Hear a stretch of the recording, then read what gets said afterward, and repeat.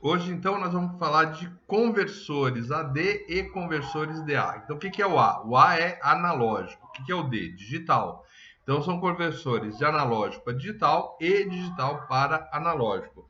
No inglês, eles são chamados aí de ADC converter e DAC, né? ADC e DAC. Bom, e aí a gente, né, vamos pensar um pouquinho aí, o que é um sinal? Sinal é qualquer variação aí que carrega uma informação. Então, tem uma informação nessa nossa variação, ele já é tido como sinal. E o que eu posso fazer com esse sinal? Eu posso sempre manipulá-lo, eu posso sempre convertê-lo, eu sempre posso aí transformar em outra coisa, né? Vou ter que tirar esse manipulado aqui de novo. Então, eu posso pegar essa informação e transformar numa informação aí mais útil, né? Eu posso trabalhar com essa informação. Tá? Então, essa que é a ideia de sinal. Ele tem que ter alguma utilidade. Então, por exemplo, o que não é sinal? Ruído. Ruído não é sinal, né? Ele não traz informação, né? Ele não traz informação. Então, ele simplesmente atrapalha aí o nosso desenvolvimento do sinal, trabalhar com o nosso sinal, tá? Então, um ruído, por exemplo, é uma variação, né, que não carrega informação, ou seja, não é um sinal, ok? Desse contexto aí, a gente tem algumas mudanças, né, algumas variações aí. O que é o sinal analógico? É aquele que varia continuamente no tempo. Então, se você pegar qualquer dois pontos aí de um sinal analógico, entre esses dois pontos, quaisquer que sejam eles, eu tenho aí infinitas variações entre esses dois pontos. Tá bom? Então, esse é um exemplo aí, né, de sinal analógico. Como é que a gente vai trabalhar aí? Eu costumo colocar aí, vamos supor que eu tenho uma vasilha, né, e nessa vasilha cabe 1 litro, né? E aí eu vou primeiramente colocar aqui nessa vasilha H2O, ou seja, água, né? Então essa vasilha vai enchendo aí até chegar no patamar máximo aí, né? Então vou enchendo essa menina. Eu posso dizer que em algum momento eu tive aí 557 ml, né, nessa nossa vasilha.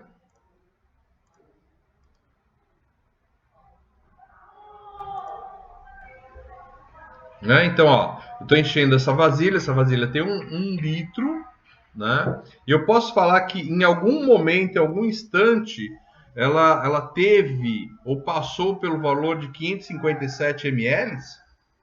Posso, turma?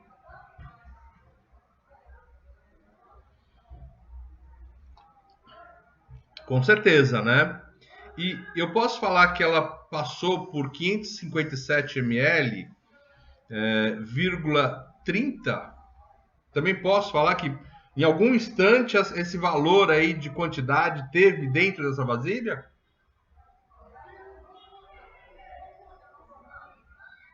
Sim, né? Assim como eu posso falar que o valor 557,3031258 99214 também passou por isso. Tudo que for menor que 1 litro vai passar. Inclusive esse número maravilhoso aí que você pode jogar na cena, né? Na loto, sei lá, né? Na quina. Então, né? Vai lá, faz uma combinação, ó, quem sabe daí. Se der a cena, você tem que dividir comigo, hein? Mas esse valor aí pode ser, né? Pode passar, eu posso não conseguir medir, né? Então eu posso não conseguir medir, mas que esse valor, que essa quantidade em determinado momento, em determinada situação, ela passou por lá, isso é fato, tá? Então o que acontece? E é essa tipo de grandeza, né? então a quantidade de água no nosso recipiente é então uma grandeza analógica, né? E aí, se eu pegasse um sinal proporcional a isso aí e tal, eu teria um sinal também analógico, ok? Dúvida de sinal analógico? Tranquilo, né? Bem facinho, né? Agora, o que a gente tem como sinal digital? No sinal digital, eu tenho aí um passo mínimo, eu tenho um valor mínimo. Então, ele tem steps, né? Em que eu não posso mudar, né? Ele tem um valor mínimo e esse valor mínimo aí é um valor, né? Que eu tenho como um valor de processamento que não pode ser abaixo daquele. Então, eu vou pegar outro exemplo, nessa mesma vasilha de 1 litro. Agora, ao invés de colocar bolinhas de água, né? Eu vou colocar águas, eu vou aqui colocar bolinhas, eu vou colocar esferas, né? Eu vou colocar esferas. E eu vou supor inicialmente que cada esfera tem um volume aí de 50 ml, né? 50 ml. Então, se cada uma dessas esferas aí tem 50 ml, eu posso dizer, por exemplo, que em determinado momento, né, conforme eu estou enchendo, eu cheguei em 550 ml.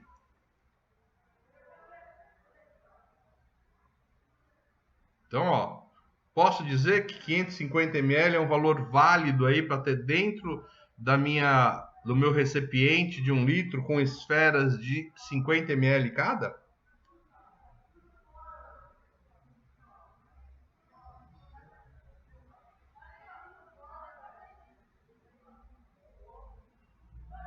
Se eu tiver 11 esferas, eu tenho uma área equivalente a 550, né, Robson?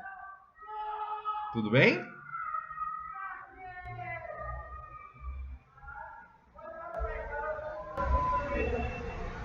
E o resto da turma aí, não vai falar nada?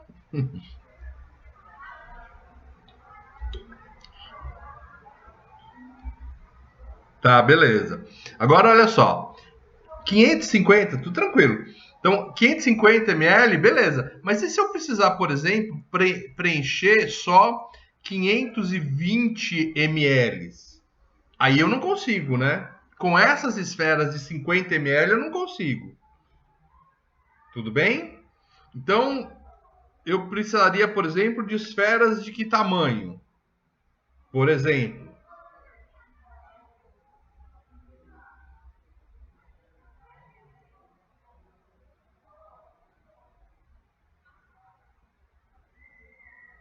não é uma interferência.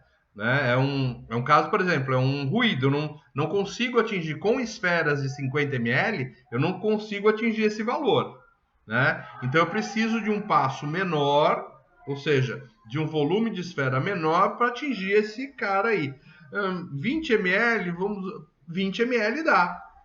Né? Então, se eu tiver 20 ml, eu consigo fazer. Com 10 ml, eu consigo melhor ainda, porque eu consigo não só 520, como conseguiria também, né, 510. Percebe? Aí o Alan tá, conforme a gente vai diminuindo esse passo, eu aumento a precisão. Porque, olha só, de 40 dá, e tem que fazer a conta aí. 5, 6, 7, que 40 não dá não, hein? Porque não é divisível aí, acho.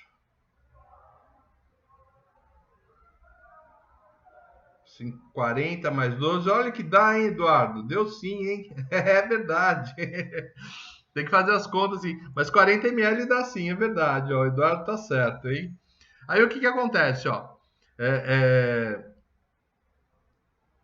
os valores aqui, se eu diminuir esse passo, eu tenho uma precisão melhor, uma precisão maior. Então, quanto menor esse passo, maior a precisão do meu sinal, tá bom?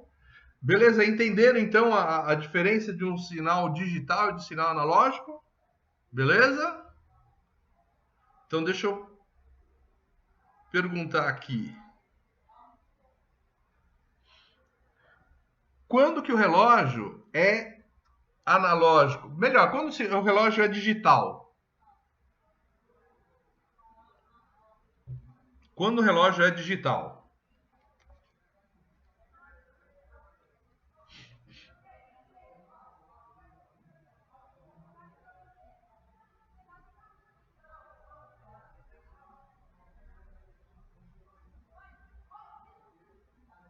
Beleza, normalmente se ele não tem ponteiro, ele pode ser digital, né? Assim, mas e um relógio de areia? Ele não tem ponteiro, é digital?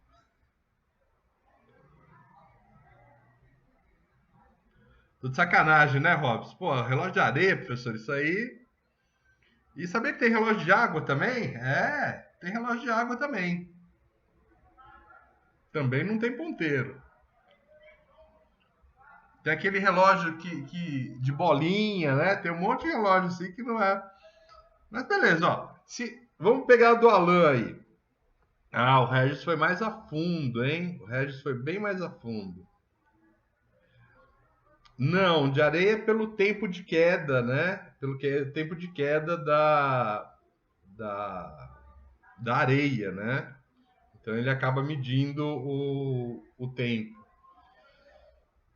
Bom, normalmente, hoje, né? Sem pegar essas exceções aí, basicamente aquele relógio que tem um mostrador com números, né? Ele basicamente é digital, né? Basicamente ele é digital, né? E quando que o relógio é analógico?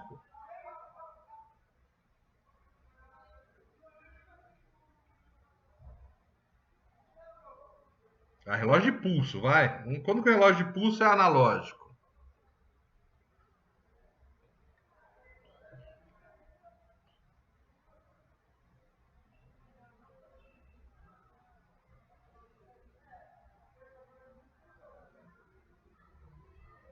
Tá ótimo, ó. O Regis e o Rodrigo pegaram bem o funcionamento da coisa, tá bom? Então, se o meu relógio é mecânico, ele é analógico. Então, não é porque tem ponteiro que ele é analógico, tá bom? Por quê? Os relógios a quartzo que o Regis mesmo comentou, né? Eles quando você olha o ponteiro de segundo, por exemplo, ele pula de 1 segundo para 2, de 2 para 3, de 3 para 4. Então, ele pula. Então, ele não faz a medida entre 1 segundo e 2, entre 2 segundos e 3, né?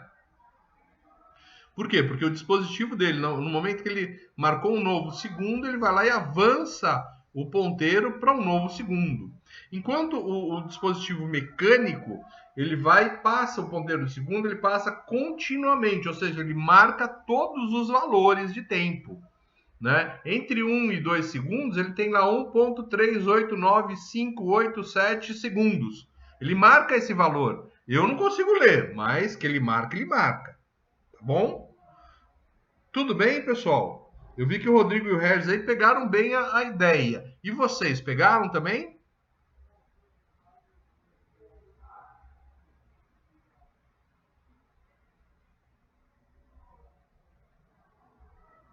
Tá ótimo, então. Tem muita gente que ainda confunde, né? Confunde. Eu sempre posso medir aqueles quebradinhos lá, tá bom? Agora, olha só. Eu tenho um exemplo aí de um microfone. O que é um microfone? Ele pega aí a, a variação da pressão do ar, né? O som, o que é o som? É uma variação de pressão que a gente coloca no ar. Então ele consegue converter esta variação de tensão em, né, essa variação de pressão em tensão, né? Aí aqui deste microfone, que sinal que eu tenho? É analógico ou é digital?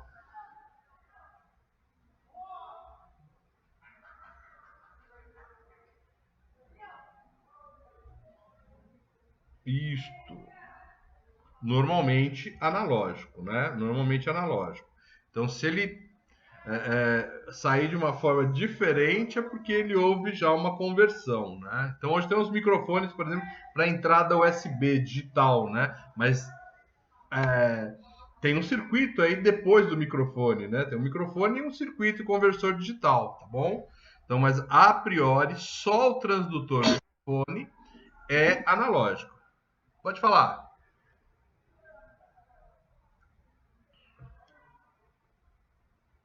Bom, beleza. Quais são as vantagens, então, de sistemas digitais de processamento, ou DSP, né? Ou o pessoal aí chama de PSD, né?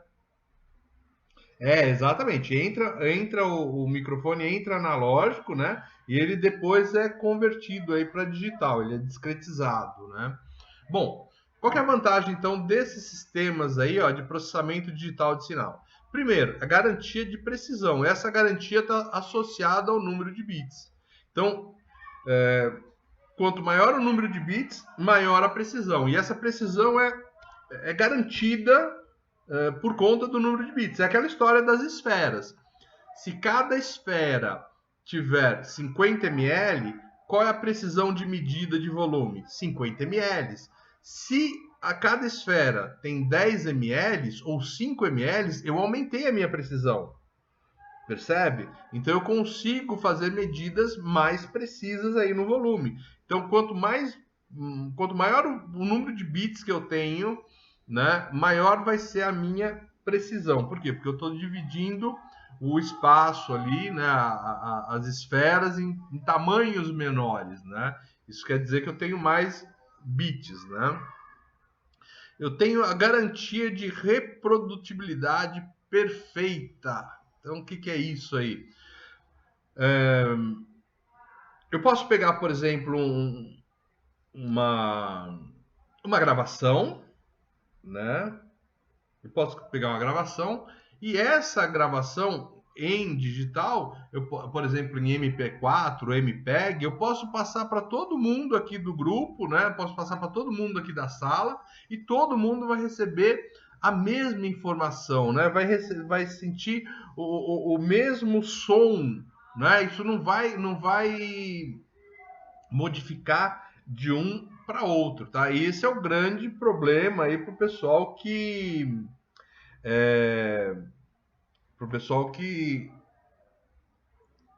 está, né, por exemplo, que ganhava dinheiro, por exemplo, com vendendo som, tá? Então, por quê? Porque conforme você consegue mandar de um para o outro sempre a mesma qualidade original, né? Fica difícil você perder. O que acontecia antes, né? Antes, por exemplo, num vinil ou num cassete, conforme você ia usando esse vinil e esse cassete, cada cópia que você fazia disso era pior do que o original. Entendeu? Então, por exemplo, eu tinha um LP. Aí eu gravava esse LP, a cópia dele já era pior do que o original. E aí, se você pegasse esse cassete, né, a fita magnética, e fizesse uma outra cópia dela, aí que ficava pior ainda. Então, há uma reprodução, só que eu vou caindo de qualidade aí nessa reprodução. Hoje não, hoje a gente não tem essa dificuldade aí, tá bom? A gente tem uma performance que é independente de temperatura ou idade, né? Temperatura ou idade. Então, o que ocorre aí? Se a gente pensar aí por exemplo, um disco de vinil, o que acontece conforme eu vou usando aquele disco de vinil e eu vou escutando ele? O que acontece com a idade, com o tempo? Quanto mais eu utilizo ele, o que vai acontecer com ele? Não vai riscar, ele só vai riscar se você passar né? Se você riscar realmente, ele risca, mas se você usar direitinho, ele vai degradar. Por quê? Porque a própria agulha passando ali nas linhas, ela acaba desgastando, né, o vinil, e aí, obviamente, a performance dela não é igual a uma nova, percebe? Não é igual a uma nova. Então, a idade aí do vinil, ela acaba, né, piorando aí. E, por exemplo, o magnetismo, ele depende da temperatura. Então, se eu tiver em temperaturas mais quentes, os meus sinais magnéticos, a minha reprodução magnética é muito pior. Então, por exemplo, numa fita cassete, se eu tiver num ambiente muito quente, a reprodução dela piora. Fita VHS também perde, né? É a mesma funcionalidade, é o mesmo esquema aí de uma fita magnética qualquer, né? Então ela perde bastante qualidade, né? Tanto reproduzindo quanto no uso, né? A própria passagem, por exemplo, da cabeça de leitura magnética na fita acaba degradando aí esse sinal, tá? Bom, eu tenho uma flexibilidade, né? Por outro lado, uma flexibilidade enorme. Com um mesmo hardware, mudando o software, eu posso aí ter vários produtos diferentes, né? Então, a gente, por exemplo, né? Eu tenho um hardware DSP lá. Se eu pegar um software, por exemplo, para fazer um filtro, né? Um equalizador, eu tenho lá um equalizador. Se eu pego, por exemplo, aquele mesmo hardware, eu posso colocar lá um software para cancelamento de eco. Então, um mesmo hardware, dependendo aí da programação, né, ele vai me dar vários produtos, né? Vários produtos, tá bom? A performance, obviamente, é superior, né? A performance, obviamente, é superior. Quem sabe dar um exemplo aí de coisas que vocês mesmos já viram e que perceberam a performance superior aí de usar sistemas digitais de sinal? É aí da geração de vocês. Alguém tem algum exemplo?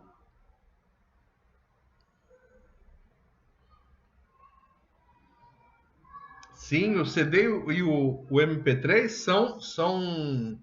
são óbvios, né, desse tipo de performance. E eu até citaria, né, de uma maneira melhor, como eu disse, né, que vocês veem a televisão digital, né? Então, o que acontecia, por exemplo, com uma TV analógica? Por exemplo, um dos problemas dele é que ele tinha fantasma, né? Então, o que era o fantasma? Era a recepção de um sinal duas vezes, diretamente da emissora ou refletido, por exemplo, de um prédio. Então você recebia o sinal duas vezes. Aí esse sinal atrasado era justamente o fantasma. Horrível, horrível, horrível, horrível. O chuvisco, né? Então, o que é o chuvisco? É justamente a incapacidade da televisão analógica de identificar o valor que tinha ali, o sinal que tinha ali, né? Então, hoje, por exemplo, a gente não só consegue ter, né, quando a TV funciona, ela funciona perfeitamente, né, perfeitamente, e com qualidade de vídeo melhor, né? Então, um número de linhas, etc, né? Então, é bem, né? A imagem, né? A imagem é excepcional, né? Excepcional. E ainda, né? A gente tem que com novas tecnologias, novos semicondutores, isso tudo ainda vai aumentar, né? Então, por exemplo, essas novas tecnologias, por exemplo, essa aqui é LED, por exemplo, o 4K, né? Então, o que é isso? São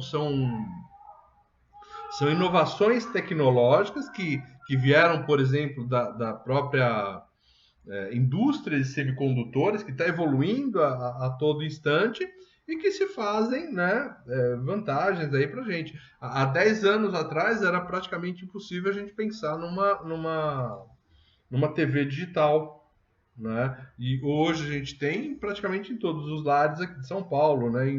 No interior aí é mais difícil, mas aqui em São Paulo a gente tem.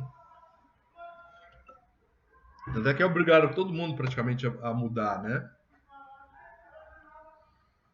Bom, quais são algumas desvantagens? E aí essas desvantagens elas vão aos poucos aí mudando, né? Então é coisa que já está modificando, tá? Por exemplo, velocidade e custo.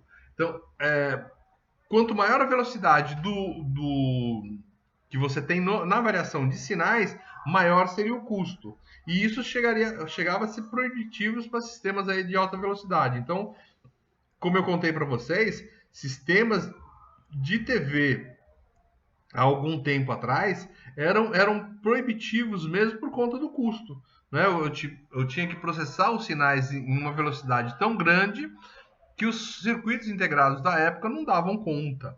Né? Mas sempre há uma disputa dessa, né? Quanto maior a velocidade da sua informação, do seu sinal, quanto maior a frequência dela, maior vai ser o custo de trabalho aí desse sistema. Vou precisar de sistemas cada vez melhores aí, mais rápidos, né? Isso aqui também, os professores aí estão lutando aí para passar para vocês técnicas de DSP, né, de processamento digital de sinais, e né, a gente tem aí poucos profissionais no mercado ainda, né, e com conhecimento dessa técnica. Então é coisa que está mudando, obviamente. Vocês estão tendo aí essas aulas de processamento digital, estão conhecendo essas técnicas e, obviamente, né, a tendência disso é que a gente vá minimizando isso aí, tá bom? E esta é uma característica também que está mudando, né? O uso de uma quantidade de bits finitos pode gerar uma degradação que a gente não deseja, né? E aí, o que acontece? Nessas aplicações aí, seja ela em tempo real, seja não, o que ocorre aí? Às vezes algumas variações, ó, então aqui a gente tem lá, meu sinal está subindo devagarzinho aqui, ó, e o que eu tenho digitalmente? Eu tenho um 0 lá.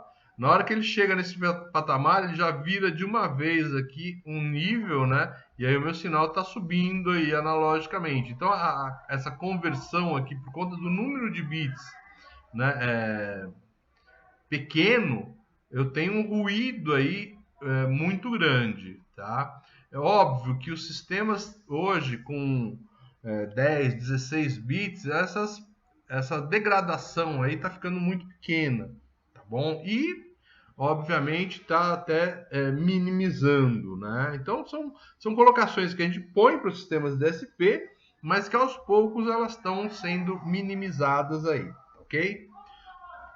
Dúvidas aí, pessoal?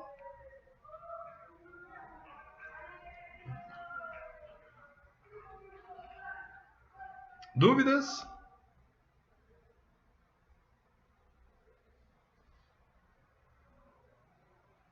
Eu estou entrando um pouquinho naquele, né, na disciplina do professor de DSP. Ele já deve até ter dado isso aí para vocês, mas, né, para a gente começar a introduzir, é legal a gente ver isso aí de novo, retomar, né? Tá tranquilo então, pessoal?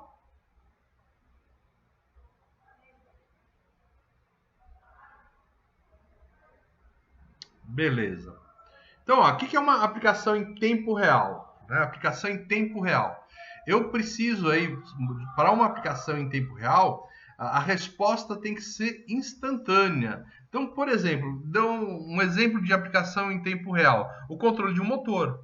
Eu não posso, né? Eu tenho que ler a informação do motor e gerar uma ação, né, no momento em que o motor está ligado. Eu não posso deixar isso para depois. Né? Então, uma aplicação em tempo real exige uma resposta instantânea. Eu já tenho aplicações que não são em tempo real. Exemplo de aplicação que não é em tempo real, por exemplo, nossa conversão aí nossa conversão de informações de som, né, músicas, etc., para um arquivo MP3. Né? Então, ele é gerado no momento que eu quero e eu reproduzo aquilo no momento que eu quero. Não é uma aplicação de tempo real.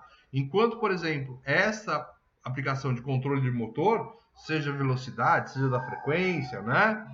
Ela tem que estar ali atuando enquanto o motor está funcionando. E, obviamente, que ele tem que dar resposta a isso, né, em condições do motor dar a resposta adequada aí ao sistema. Tá?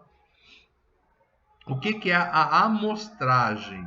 Né? É a aquisição do sinal. Então eu peguei o sinal, ele é então, ele é amostrado. E o que acontece? Ele tem que ser em tempos discretos aí, ele tem que ser em tempos conhecidos, né? Em tempos conhecidos. Então o ideal, eu não posso, eu pego de 1 em 1 segundo. Não, algumas amostras eu pego de 1 segundo, outras eu pego depois de 3 segundos. Eu vou variar isso com o tempo. Não, ele tem que ser em tempos, né, intervalos de tempos constantes. Esse é o ideal para a gente trabalhar uma informação qualquer, tá? E outra coisa, que essa amostragem é uma amostragem de um sinal contínuo, então ela mantém o padrão ainda de continuidade dele. Então vamos supor, eu tenho lá um sinal, né, dessa cara aí. Então, quando a gente vai amostrar, deixa eu mudar aqui. Então vou mostrar esse sinal. Então vou ter lá uma informação aqui, outra informação aqui. Então, de tempos em tempos, né, eu vou pegar um pedacinho daquela informação. Isso aí é justamente o que a gente chama de amostragem. E nesse item amostragem, ó, que tem em azul, você nota o seguinte, que o valor que ele tem, o valor que é amostrado lá, ele continua naquela informação ali, ok? Então, ele continua naquela informação, naquele valor lá. É diferente de um sinal amostrado digital. Então, o que acontece com o sinal amostrado digital? É aquele sinal que foi amostrado, só que convertido aí para valores digitais permitidos. Ou seja, tem que estar dentro daquele passo mínimo, né? Tem que estar dentro daquela conversão mínima aí que a gente estipula, ok? Perceberam a diferença de um para outro?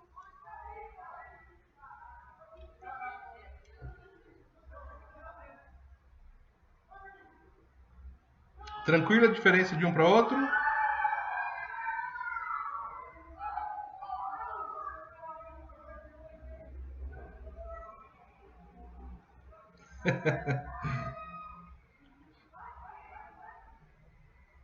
Pois é, acontece, né? Eu vi logo que entrou, teve um rapaz aí com a câmera ligada, muito horrível.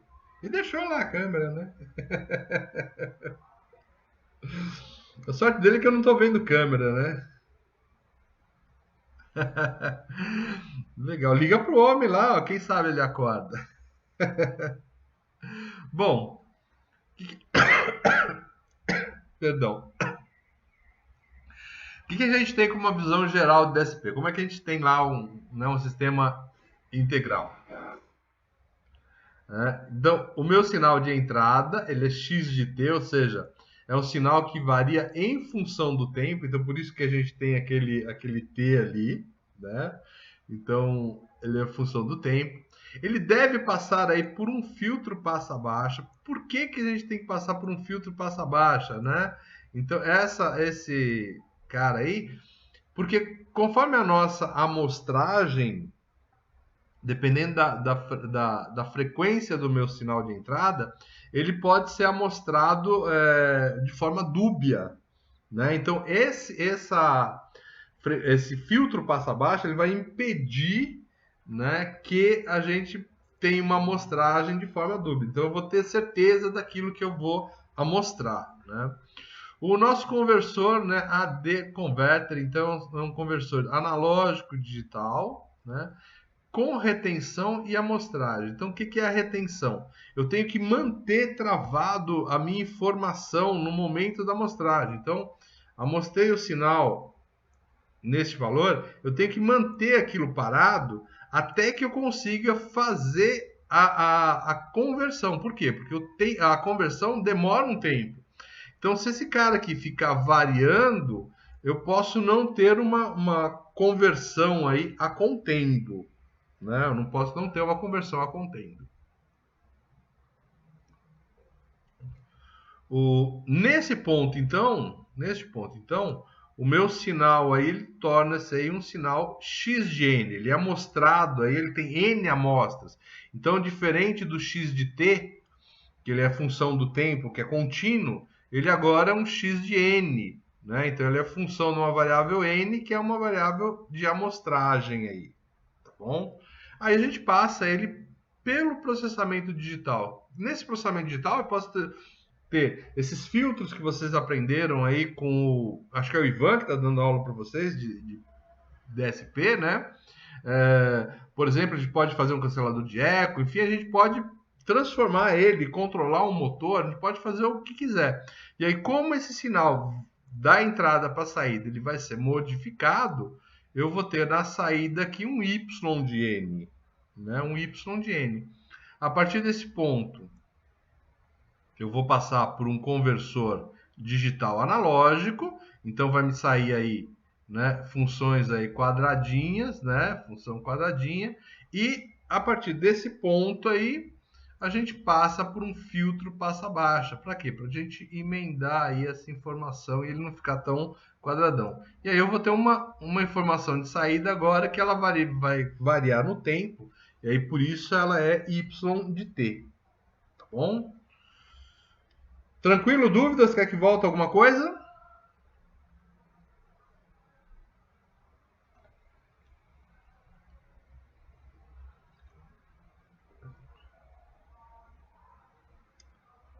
DSP é um processador digital de sinais. Então, existem, por exemplo, o PIC, que é um processador, né? O PIC é um processador qualquer. E os sistemas DSP são processadores com foco exclusivo em processamento digital de sinal. Tá bom? Então, muitas das coisas, por exemplo, que você tem, por exemplo, vocês fizeram lá Fourier no, no, na disciplina de DSP, tá? Na disciplina de processamento digital de sinais. Então, esse processador DSP é um processador que ele já consegue fazer, por exemplo, um Fourier de uma forma muito mais fácil. Tá ok? Então, a Texas é um grande fornecedor de DSP. Tem outra, a Digital Analog também é uma grande fornecedora de DSP, tá? Então é um circuito integrado, né? É um processador, né? Um processador focado em processamento digital de sinais, ok?